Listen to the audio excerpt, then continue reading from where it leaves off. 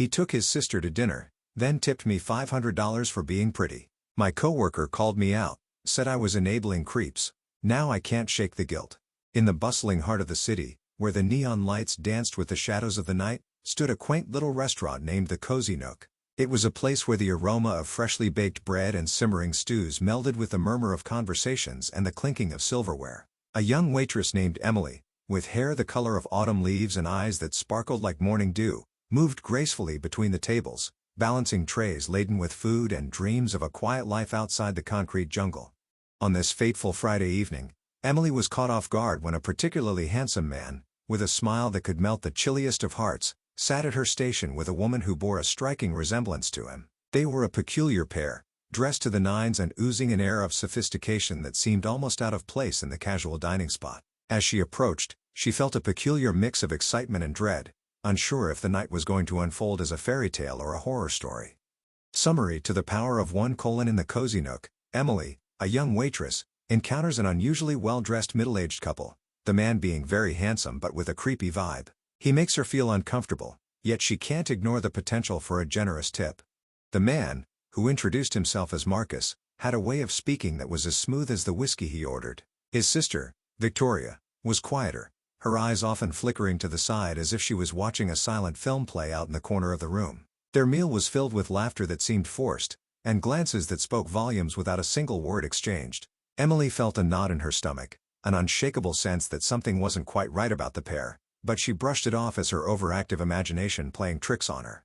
As the night grew older and the restaurant emptied, the tension between the siblings grew palpable. Emily found herself drawn to them, her curiosity piqued by their cryptic exchanges. She delivered their desserts with a forced smile, hoping the evening would soon come to an end. But when the bill arrived, Marcus leaned back in his chair, his eyes never leaving hers, and said, "This one's on me, sweetheart." He slid a crisp $500 bill across the table, almost twice the cost of their meal. "It's for making our night so enjoyable," he added with a wink. Summary to the power of one: Marcus and Victoria, a middle-aged brother and sister, dine at the Cozy Nook, with Marcus's charm and Victoria's uneasiness making Emily feel both intrigued and uncomfortable. Marcus tips Emily a $500 bill, saying it's for making their night enjoyable, which she accepts despite her misgiving. The weight of the cash in her hand was a stark contrast to the heaviness in her heart. She knew his intentions were less than pure, but the thought of the tip's worth made her stomach flip with excitement. She thanked him, feeling a mix of guilt and satisfaction. Little did she know that this single act would set in motion a series of events that would challenge her moral compass and make her question the very fabric of human decency. After her shift, as Emily recounted the evening's events to her colleague and confidant, Rachel, she couldn't help but feel a twinge of pride in her substantial tip. Rachel, a seasoned waitress with a heart of gold and a mind as sharp as a tack, furrowed her brows. "You took that from him?" Rachel's voice was thick with anger. "You know what that says to creeps like him, right?" Emily's face fell, the reality of her situation crashing down around her. Rachel's words echoed in her ears as she realized she might have made a mistake. The tip, once a symbol of a successful night, now felt like a dirty secret, a silent endorsement of behavior she knew deep down was wrong. The walk home was a blur, the city's lights seemingly dimmer than usual. Her thoughts swirled around the events of the evening, the weight of Rachel's accusation growing heavier with each step. As she reached her apartment, she pulled out her phone and posted anonymously on a local forum, seeking guidance on whether she was truly in the wrong. The comments flooded in, a mix of support and accusations, leaving Emily feeling more confused than ever. The following week at work was a minefield of whispers and knowing glances from her coworkers. Some praised her for playing the game, while others shot her disapproving looks. Emily felt like she was being pulled in two directions, unsure of who she was or what she stood for. The once comfortable solace of the Cozy Nook now felt suffocating, the walls closing in with each shift she worked. One evening, as she was about to leave, Rachel pulled her aside. "Look, Em," she began, her voice softer than before, "I know you're hurting, but you can't let this define you. You're better than that tip, better than what he made you feel." Rachel handed her a folded piece of paper, a local women's shelter's contact information scribbled on it. "If you ever need help, or if you know someone who does, just remember this place exists." The gesture was small, but it was like a beacon of light in the dark sea of doubt that had consumed Emily since that fateful Friday. Rachel's words resonated deep within her, and she knew she had to make amends, not just to herself but to all the other women who had to endure such unwelcome attention. With a newfound sense of purpose, Emily decided to use the tip as a catalyst for change, not just for her but for those around her. The next day, She called the number on the paper Rachel had given her. The voice on the other end was warm, understanding, and non-judgmental. It was a conversation she never thought she would have, but it was one that left her feeling less alone. They talked about the rampant issue of harassment in the service industry, and Emily learned that her experience was sadly all too common. The woman suggested she use the tip to support the shelter, to help those who didn't have the luxury of walking away from such situations. Emily's heart swelled with determination. She decided to donate the entire $500 to the shelter, along with a handwritten note explaining its origins. It was her silent protest, her way of saying no to Marcus and the countless others like him. Rachel's words had stuck with her, and she was determined not to let the tip define her. As the days turned into weeks, Emily's story began to spread, not just through the whispers of the restaurant but also beyond its walls. Customers heard of her donation and her stand against harassment, and they started to tip her more, not just for her service but for her courage. Her colleagues saw the change in her, the fire in her eyes, and slowly but surely, the whispers turned into a buzz of admiration. Rachel watched from the sidelines, a proud smile playing on her lips, knowing she had played a part in setting her friend free from the chains of doubt. But it wasn't just the tip that had changed Emily. It was the realization that she had the power to make a difference. She started speaking up more at work, calling out inappropriate behavior, and even started a training session for new staff on handling uncomfortable situations. The cozy nook, once a place of shadows and whispers, was now a beacon of empowerment. And then, on a random Tuesday evening, Marcus returned. He sat at the same table, his eyes scanning the room until they found hers. His smile was still there, but it was no longer charming. It was a mask hiding the monster she now knew him to be. As he reached for his wallet, Emily took a deep breath and stepped forward, her hand outstretched. "Your money won't be needed here tonight," she said firmly. "But if you're looking for a way to make amends, I know a place that could use your help." The look on his face was one she would never forget, a mix of shock, anger, and fear. He had never expected the tables to turn, but Emily had learned that sometimes, all it took was a simple act of defiance to shift the power dynamics. As Marcus stormed out, the restaurant fell into a hush, the only sound being the soft clapping of Rachel's hands. The story didn't end there. In fact, it was just the beginning of a new chapter in Emily's life, where she became a voice for the voiceless, a symbol of strength in a world that often preys on the vulnerable. Her YouTube channel grew as she shared her experiences and advice, her reach extending far beyond the walls of the restaurant. With each view, each like, and each comment of support, Emily's confidence grew, and she knew that Rachel had been right. She was so much more than a pretty face waiting tables. She was a force to be reckoned with, ready to take on the world one tip at a time. Emily's heart was set on creating a place where no one would ever have to endure what she and so many others had.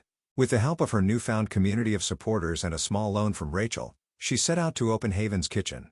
The cafe was a warm, welcoming space, painted in soft pastels, with comfortable seating and a menu that offered a taste of home to every customer who walked through the door. But it was the staff that made it truly special, each one a survivor of harassment, each one ready to start anew.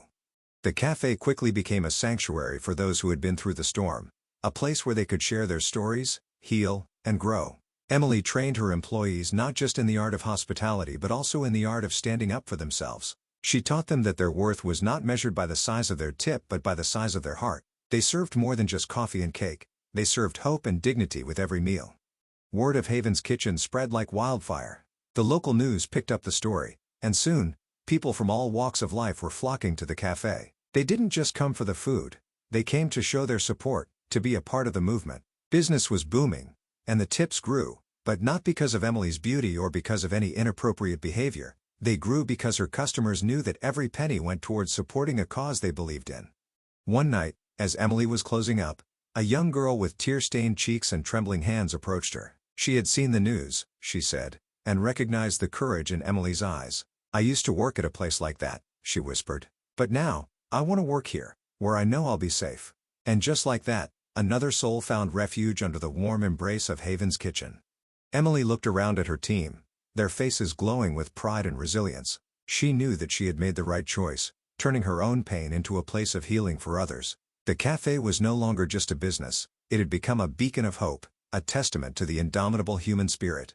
In the end, it was the quiet moments that meant the most to Emily, the smiles of gratitude from her employees, the hushed whispers of strength shared over a cup of tea, the knowing nods from customers who had been through the same battles. It was in these moments that she understood the true power of her actions. By standing up for herself, she had not only changed her own life but had also become a catalyst for change in the lives of so many others. And as she locked the doors of the cafe that night, she felt a sense of peace wash over her, knowing that she had turned a creepy encounter into a legacy of empowerment.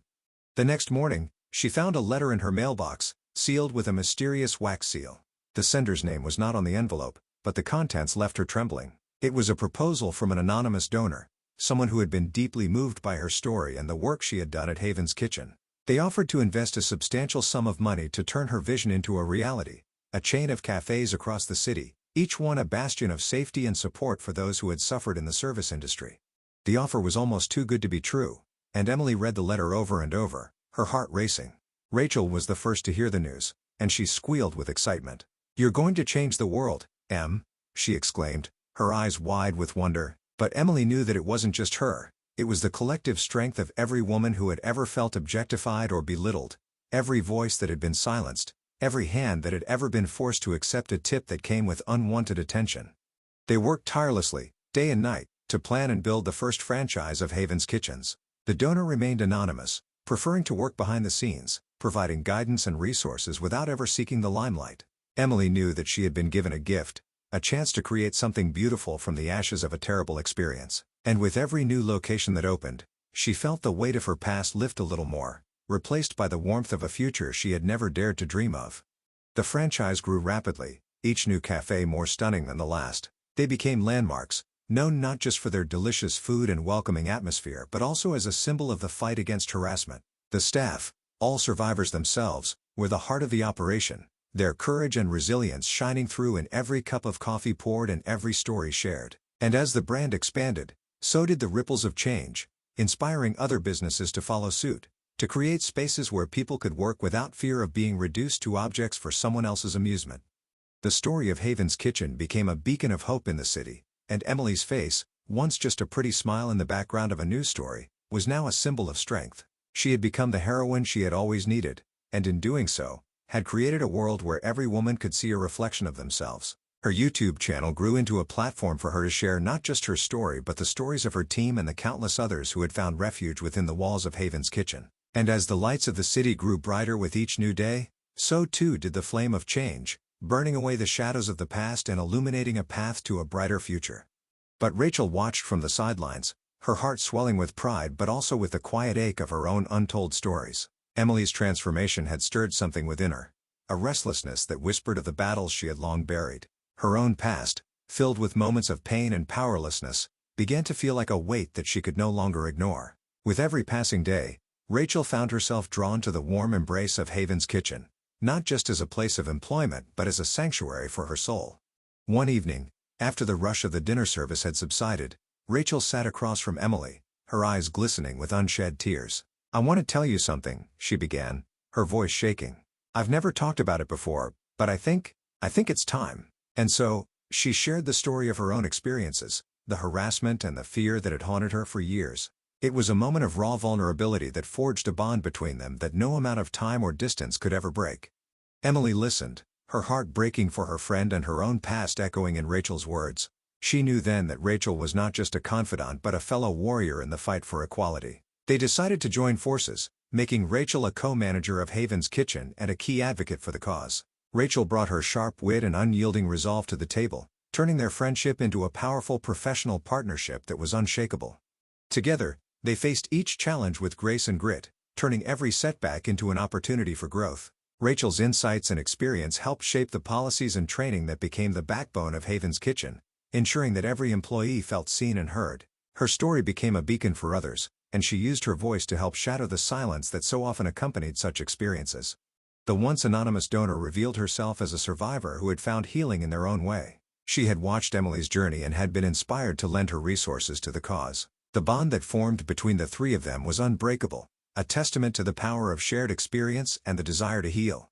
With Rachel by her side, Emily's vision for Haven's Kitchen grew even grander. They worked tirelessly to expand the franchise, each new cafe becoming a bastion of empowerment. They created a network of support for those who had been silenced, offering workshops and counseling services alongside the comfort food that had become their trademark. And as Rachel stepped into the spotlight, sharing her own story and her journey of healing, she became a beacon of hope for so many who had felt lost. The transformation of their friendship into a powerful alliance was a testament to the strength that can be found in the darkest of moments.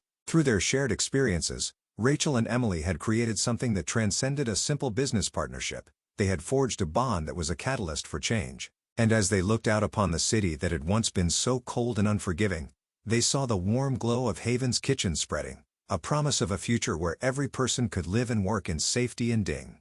But, as with every tale of triumph, shadows lurked nearby, eager to cast doubt upon their success. Enter the Warm Hearth, a rival restaurant that had opened just a few blocks away. It was run by a former colleague of theirs, a man named Tom, who had always disagreed with Emily's zero-tolerance policy for harassment. He saw it as a hindrance to the fun atmosphere that he believed was essential for a successful dining experience. His place was a stark contrast to Haven's Kitchen, with dim lights and a vibe that catered more to the whispers of innuendos than the sharing of stories.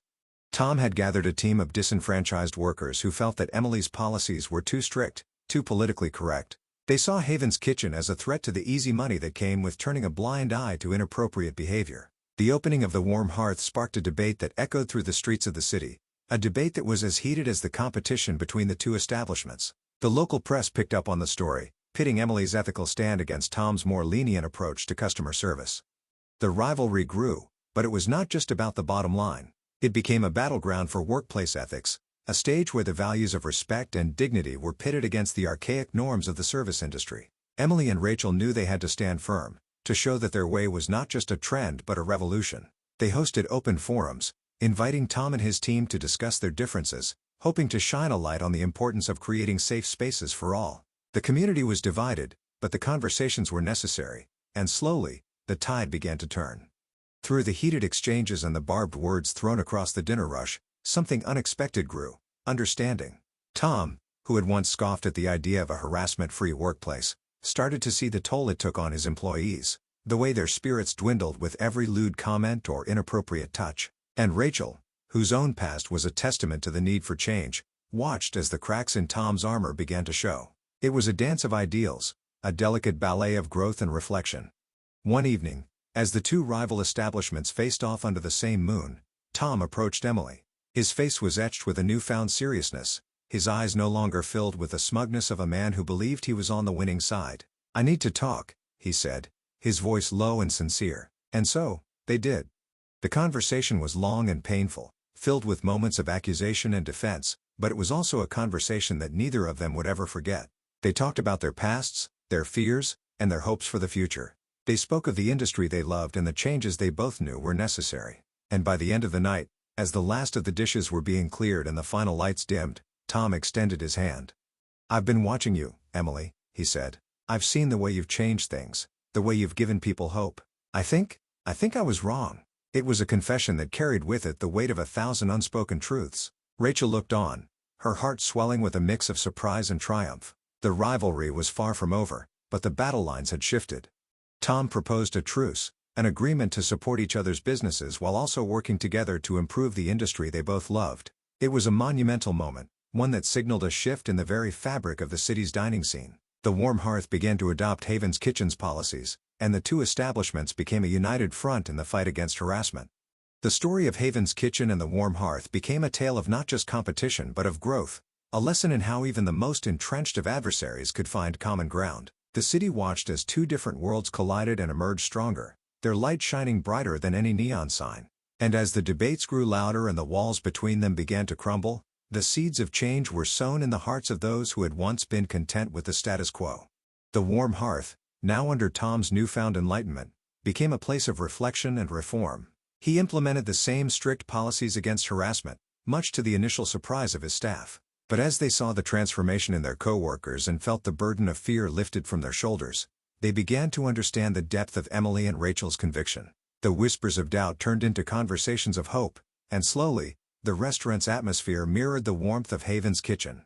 The two establishments, once divided by ideology, now stood side by side, leading the charge in the battle for a more compassionate workplace. They shared resources, offered joint training sessions, and even collaborated on community outreach programs. The rivalry had morphed into something beautiful, a testament to the power of dialogue and the willingness to learn from one another.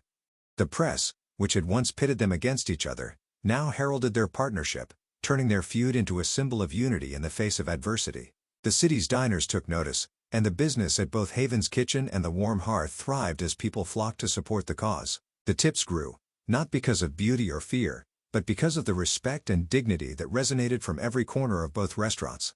But the real victory was not in the numbers or the fame. It was in the quiet moments when employees from both sides of the street found solace in shared experiences, when a customer felt seen and heard, and when a young girl could proudly declare that she wanted to work in a place where she knew she would be safe. The true triumph was in the shifting of the city's consciousness, in the whispers of change that grew into a roar that could no longer be ignored. And as the sun set on their newfound alliance, Emily and Rachel knew that the real tip they had received was not the $500 that had started it all. It was the knowledge that together, they could change the world.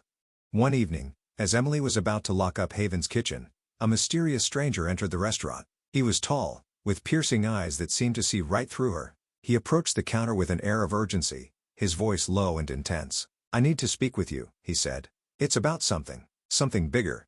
Intrigued and a little nervous, Emily invited him to sit, and he began to weave a tale of a hidden network of survivors that spanned far beyond the city limits. He spoke of women and men who had suffered in silence, finding strength in the most unexpected places. His words painted a picture of a world that was both terrifying and awe-inspiring, a world where whispers of hope had grown into a chorus of empowerment. The stranger revealed that he was part of an underground movement dedicated to supporting those who had experienced harassment and abuse in the service industry. They had been watching Emily and Rachel, taking note of their courage and determination.